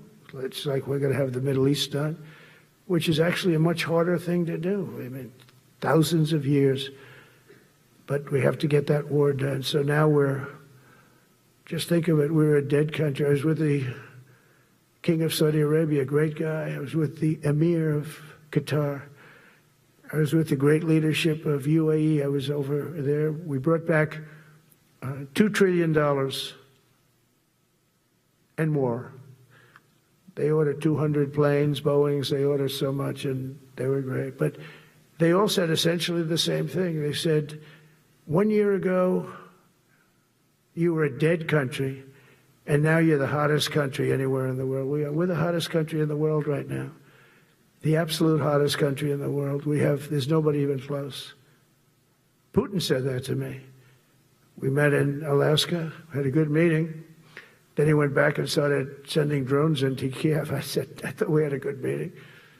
But it's one of those things. But we were a dead country a year ago. And now we're the hottest country anywhere in the world. Think of that. You can be proud of that. And you must have felt like hell when you have a wife or a husband at home, and you used to read the numbers that we can't get people to join the Army, Navy, Air Force, Marines, Coast Guard. You must have felt like, I have a job that nobody wants. That doesn't feel good. Well, now you have a job that is brimming over with people wanting it. They want it. And you're able to get a much higher quality because now you have your choice. You want so many. And we're going to have many, many people that aren't going to be able to join because of the fact that we don't need them at this moment. But think of it, what a difference that is from, I could just imagine 2 years ago, you're reading front page articles in the New York Times, of course, and Wall Street Journal. They always give us unfair stories. But they played it so big. They were playing it so big. Nobody wants to join the Army, the Marines, the Air Force. They don't want to join. They don't want to join the Coast Guard at all. Nobody wants to join. Nobody wants to join our police forces. Our police forces also. It's almost went hand in hand. And I used to say, boy, I'm speaking in front of the military today, and it's embarrassing because I'm speaking in front of people who have a job that other people don't want, but now you have a job that everybody wants. So I think that has to make you feel good. It's one of the reasons I love being here today, because I wanted to say that. I have to say that everybody wants to be in the Army, the Navy, the Air Force, the Marines. If you think the Coast Guard and Space Force, our beautiful Space Force, it's a whole different world. And now they're signing up, by the way, seriously big numbers for the police. Dangerous job, isn't it? Huh? Fire department. But that's the paving the way for progress once thought almost impossible. I mean, a year ago, you wouldn't have thought that was possible. A year ago, they were talking about making the military smaller because they can't get the people to join. We're thinking about making it larger because we have so many people. And it's nice to be able to cut people because of merit that aren't really qualified for any reason, a physical reason, a mental reason. You don't have to take them anymore because you have the pick of the litter, and they all want to be with you. They all want your job. They want to be with you. They want to work with you. They'll even take your job, Got to be a little bit sharp. You got to watch it. But everybody wants to be doing what you're doing now. What a difference when I speak to you, and I can say that as opposed to a couple of years ago when I was talking to rooms where they were desperate to get people and they couldn't get them. What a difference a presidential election can make. That's all it is. It's just a presidential election. Yesterday at the White House, we put forward a plan for peace in Gaza. We announced it, and we're going to create something that was my idea, but unfortunately I got drafted. It's going to be called the Board of Peace, and it's going to reign over that territory, and we're going to get that done. And they asked if I'd be the chairman of the Board of Peace. I wasn't counting on that. I had the idea for the Board of Peace, but I said yes, and I guess because of that, every leader, everybody wants to be on the Board of Peace, and we're going to watch over that very volatile part of the world and keep it non-volatile, so you don't have to get involved. We want to save you for other things or save you for nothing from that standpoint. We don't want you fighting wars, but if you have to, you're the most lethal fighting force in the world. And I would say that even 2-3 years ago, but now I say it with great enthusiasm. It's so true. And we're striving tirelessly to end the terrible war in Ukraine. And as you know, we're also working hard to get the allies to share more of the burden of our defense. Much of that has really already taken place.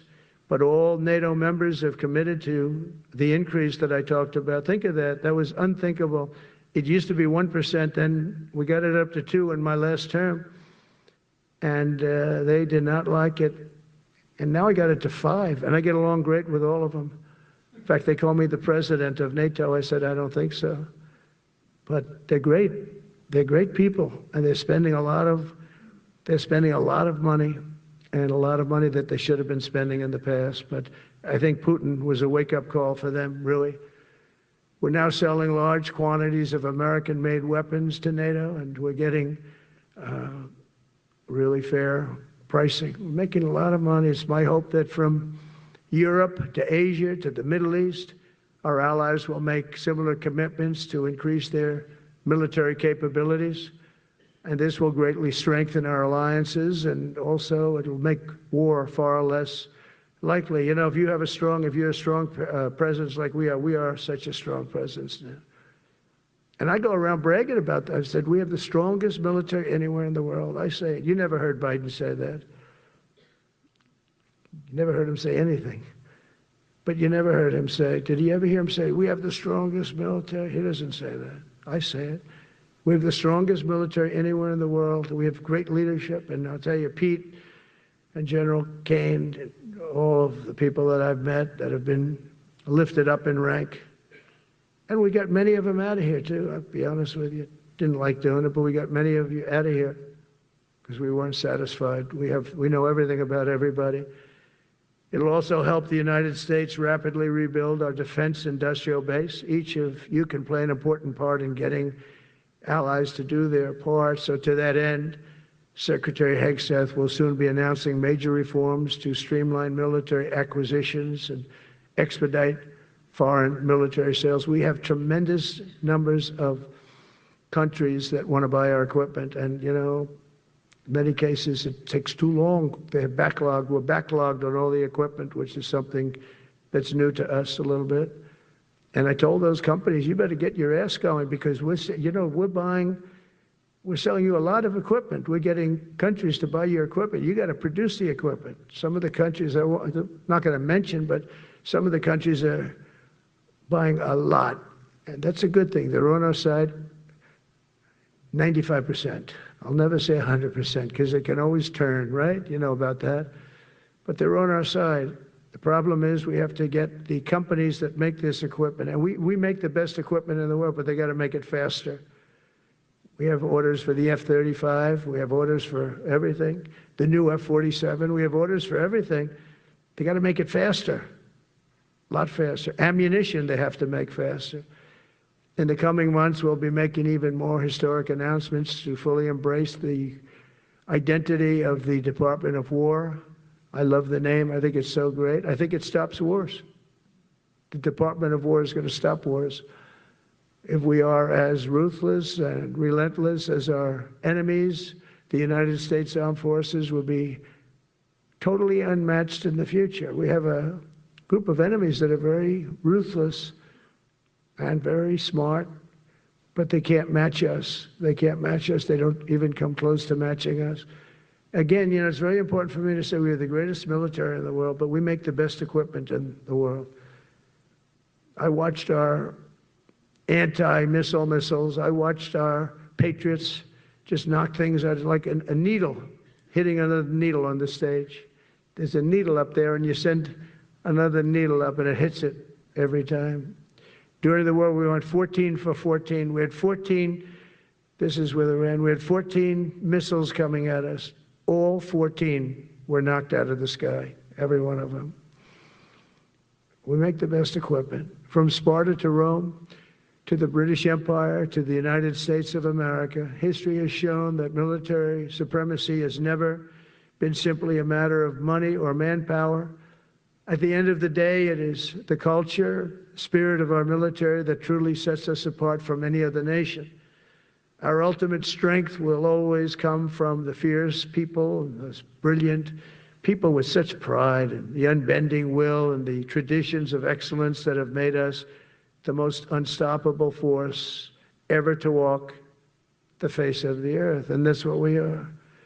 Remember, we never want to use it, but we have the most powerful nuclear capability, and I call it nuclear deterrent of any other country. Nobody close. The men and women in this room inherit the legacy built and won by Washington and Jackson, Grant and Pershing, Eisenhower and Patton, Nimitz and LeMay.